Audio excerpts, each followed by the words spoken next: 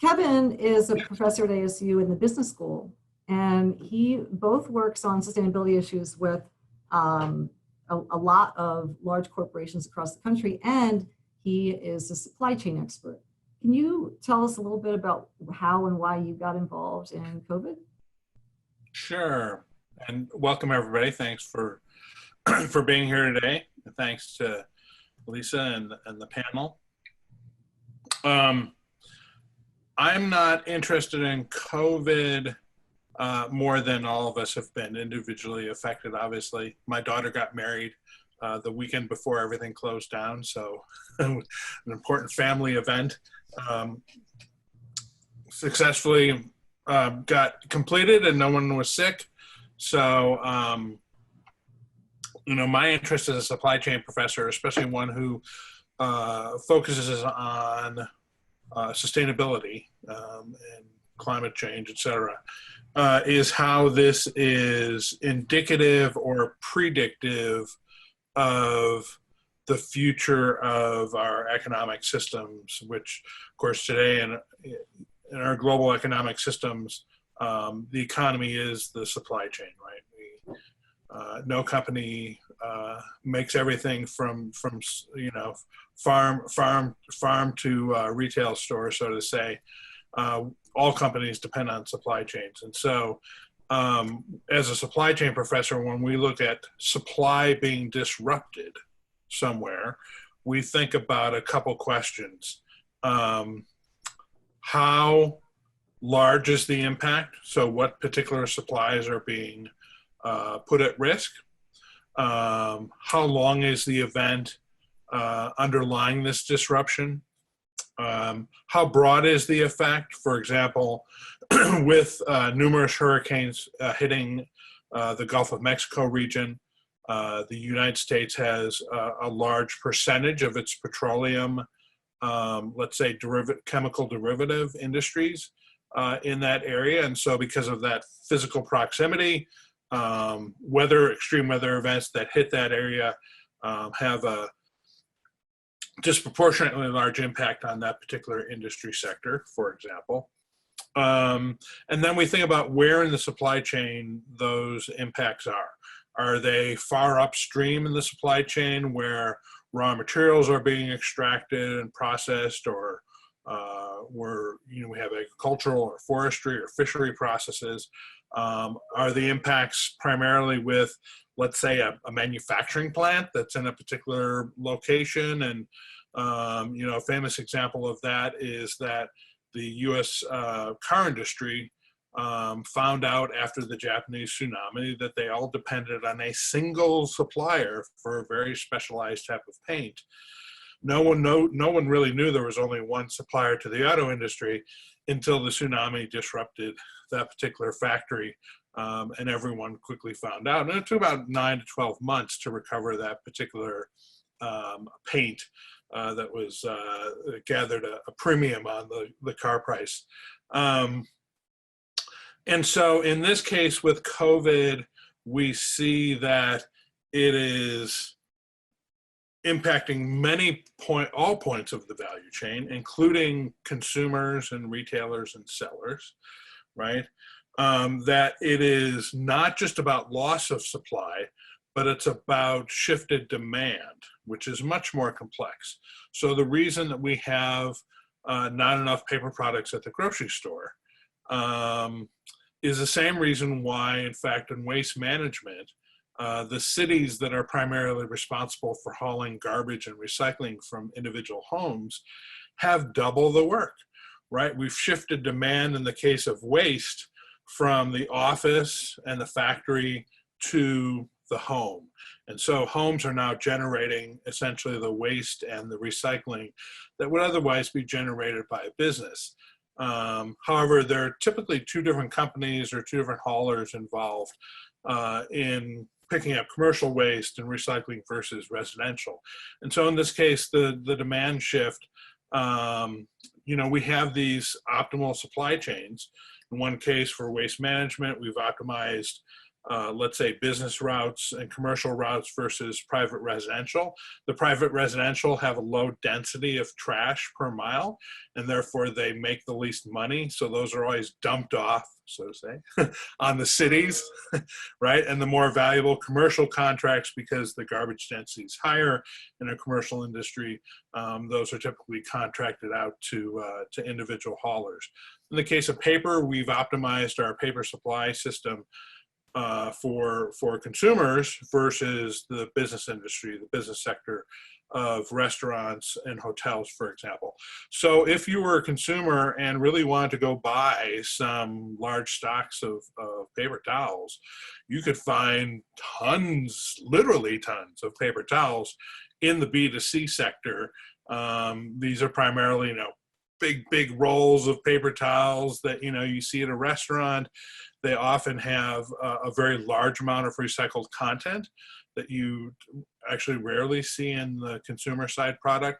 So one of the lessons learned here from COVID is that because of climate change, and because climate change impacts are both increasing in their magnitude, their frequency, and their concurrency, right? So we have California or East or West Coast wildfires at the same time we're getting hit with record temperatures across the United States. We're getting hit by hurricanes in the Gulf of Mexico. So we can expect that whereas extreme weather events tended to be isolated in kind of sporadic points in time, and they only occurred one at a time, unfortunately, the future is going to have a much more hazardous risk profile, and we're going to see these type of weather events or other climate change related impacts such as mass migration, et cetera, impacting our economy all at once. So this is not an abnormal supply chain or economy. This is I think, a portending of the type of volatility and therefore the type of resiliency that we need to build into our economic systems. And I tried to pull apart as best I could the notion of public interest technology. And I'm not new to technology management, but I am new to this particular concept. So hopefully I've interpreted this correctly. But here's a business school prof play on this. And that is, just speaking for the US, the US is a market-driven society, regardless of the political parties in charge. It's built into our core. And as such, we should not expect too much giving up of that private concern in times of special need, or giving up of those private concerns for the public good, for better or worse. In my mind, as I'm not a policy person, I'm a business person. I'm just trying to interpret what's going on around me. And I work a lot in the recycling and circular economy realm. And, we're looking at policy versus market forces and stuff.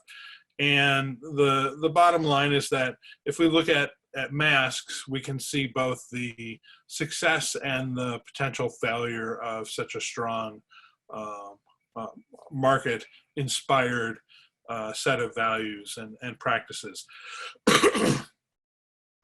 So on the negative side, if you step back and look at this at a system level and look at it as a supply chain management problem, anyone in your first course in supply chain management, you would learn, for your critical supplies, centralized purchasing.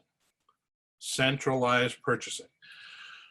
You're going to put your best purchasers at the table to do that centralized purchasing.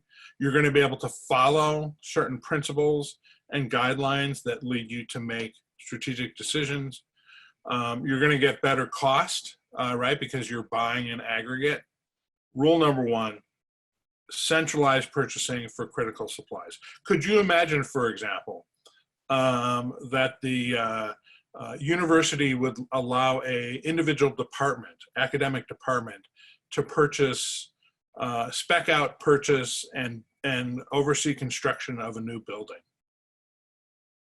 Now, the college that's going to reside there or whatever, of course, could be deeply involved, but the university itself has the expertise, it has the supply connections, and it has the processes really to efficiently and effectively spec out a new building, find the relevant suppliers, and oversee that process.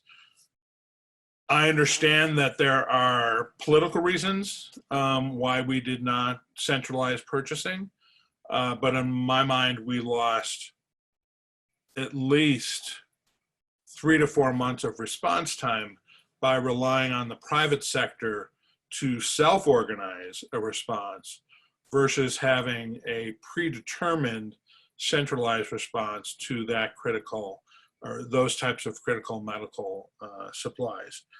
On the silver lining side, I would say if you look at the proliferation of private, and I would say collectively private action that Elisa referred to earlier, it's amazing, right? It's the American spirit. And so on my social media, all I see are all these advertisements for all these different masks. And I don't know if how some of them are good, but I mean, in terms of like I know that last Christmas, I bought everybody stickers. Like stickers was the big thing, right? Because we all have water bottles and we want to put stickers on water bottles and on our notebooks. And so a lot of my Christmas stocking stuffers were stickers. This year it's masks. So, right, the creative energy of our world of art and graphics has been unleashed on masks. So, you know, where else but in America? My guess is if you looked at global purchases of masks, you know, I don't know what our supply is on the commercial market, but just like pop music, I would bet that, you know, people around the world are attracted to our artistic flair for our masks. You know, we didn't think about the waste that would be created by this product.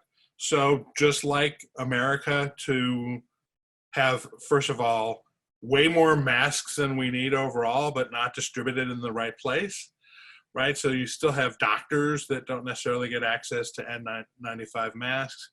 But here at home, I know they're not N95 masks, but we must have 2 dozen masks in the car, in this bedroom, on this dresser, and just like America, or just like me at least, our family, to be overly consumptive. But then also not really worry about the end of life, right? And so the fact is that what we're going to do with these masks is primarily throw them in landfill, but we don't really have another solution for textiles anyway, right? So that's just a systemic problem. As just to kind of close on what I think is what I observe as a positive example of public-private public interest technology is that if you start off on the public side with the Intergovernmental Panel on Climate Change, IPCC. The IPCC, you know, was formed, I think, about now 25 years ago. Its purpose is to interpret the science related to climate change and then present those interpretations of peer-reviewed science to policymakers and the public, and very importantly to commercial entities, to private entities. And they have agreed on standards, they have shared data, they have shared computational models. It's not to say that there is not active energetic debate among scientists within IPCC about assumptions, validity, validation, et cetera. But nevertheless, it's a collective effort that has, to some extent, the ego and the reputation of the individuals involved in it has been subsumed to the greater social need to create a kind of uniform view of this critical issue to the public. So you have that emerging on kind of the academic and maybe to some extent including the government laboratories and whatnot. Then you have following in the last 5 years the example of the Science-Based Target Initiative. So how do corporations help us meet our global commitment to a 1.5 or 2 degree increase centigrade future? Well, they do it through following the algorithms that are part of the Science-Based Targets Initiative. And so what scientists have done is they've figured out, here is the proportion of greenhouse gases that really corporations are and should be responsible. And if you're therefore a corporation, we can give you the algorithm so that you as a single company can kind of calculate what are the goals that you should have, that if indeed all corporations followed this methodology, we would collectively meet our climate goals. And this is, to some extent, it's hard to find an example where companies have given up their goal setting to an algorithm, right? So when a company commits to science-based targets, they're committing to a share of collective responsibility that is beyond their kind of interpersonal or power-related negotiation skills. They are giving up their goal setting to an algorithm, and whatever comes out of the algorithm, so be it. If they're committed to this collective goal, they have to accept that. So to me, that's an exciting example where you have innovation on the kind of public-private side to create a common base of science to draw from, and then you have corporations collectively committing to a methodology that allows them towards a movement towards a collective goal. And we see that so much in the sustainability world these days, where companies are getting together. You know, in the US, there was just the launch last week of the US Plastics Pact. And again, these are corporations who are making a collective commitment towards a certain amount of recyclable content or biodegradable content within their plastic portfolio by 2025. So it does seem that companies are beginning to see that whether it's giving up their own intellectual property, as Nike did when it gave away its intellectual property to the Sustainable Apparel Coalition many years ago, or it's making collective commitments that they have to collaboratively engage on to meet their public commitments. I'll stop there. Yes, thank you, Kevin. Yeah, so that was pretty fascinating, and I didn't realize that you were going to weave together climate change and COVID and the whole ball of wax. I think I can find a climate change connection in everything I look at these days. So that's just my glasses. No, I think it makes sense.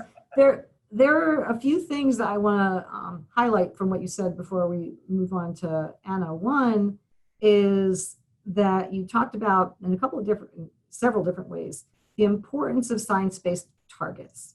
So the importance of science-based criteria for trying to figure out what it is that we're trying to achieve. This is not necessarily to say that the science-based targets are going to preempt policy goals that might be different, but they really are important. And you've made the point that, you know, what I refer to as civic engagement or public engagement, we're talking about, say, non-governmental.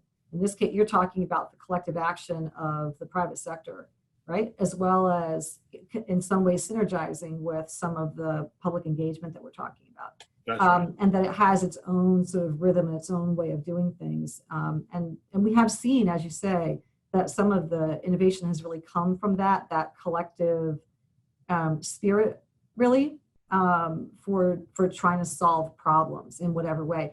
And I have also noticed that there does seem to be a sense that there's reason to make a hypothesis that it's because of the failure or the perceived failure of the public response compared to what we would expect, what we'd normally expect, that may have triggered more of this sort of surge. I think it's there already. What's I that? think that train is already long gone, in my opinion. I Well, I'm think saying that it's hard to know. You mentioned it, you talked about it as a silver lining.